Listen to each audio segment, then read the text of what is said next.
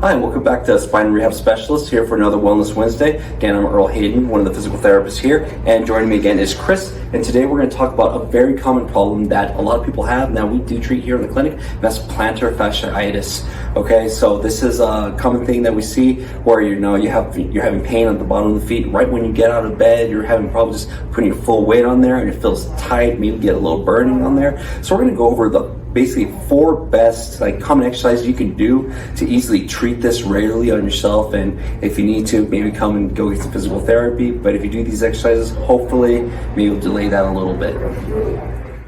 So the first stretch we're going to show is this little self stretch. This is a simple plantar fascia stretch where you're going to have the foot, you're going to prop it up on your leg, and then you're going to pull the foot up. And the big thing here you want to focus on is pulling that big toe up. This is the key for a lot of these stretches for plantar fasciitis. You have to pull up that toe because you're trying to stretch out all of this tissue that runs along the bottom of the foot. Now it's supposed to be normally really firm and tight, but if it gets too tight, it can be painful. So this is one of the best things or easiest places you can start. Another simple thing we can do to work on this to help with stretching out the bottom of that foot, stretching out all those tight tissues, is doing a little rolling, okay? So what Chris is gonna do here, we have a little Thera Bar. So he's gonna put some pressure right here, right through the arch, just kind of going back and forth. And to really set this off a little bit more, he can pull the toe up and keep that. So that really, again, helps stretch out all this tight tissue. If you don't have something like this, you can easily use a water bottle. This one is frozen, so that's why it's nice and firm, okay? And these are nice and curved, so it's easy to kind of form the foot around that. I'm also a big fan of using a baseball as well, but the big thing is keeping that toe pulled up to really stretch out the bottom of the foot. Now, let's say you're comfortable with, you've already stretched everything out while sitting down. Now you want to work on standing up and getting yourself moving a little bit more. So a simple stretch we could do is stretching out the soleus. So we got 2 muscles here. We got the big old calf muscle on top, your gastroc, and underneath that we have a muscle called the soleus. So the way we're going to stretch that is Chris is going to have one foot in the back, and then he's just going to bend the knee and drop that down. So that's going to stretch all of this right here. And to really set that off more, Chris can again pull up the toe. So you can keep the toe pulled up, or you can kind of relax the foot, pulling up the toe, letting it back down, and that will help stretch out the bottom of the foot, okay?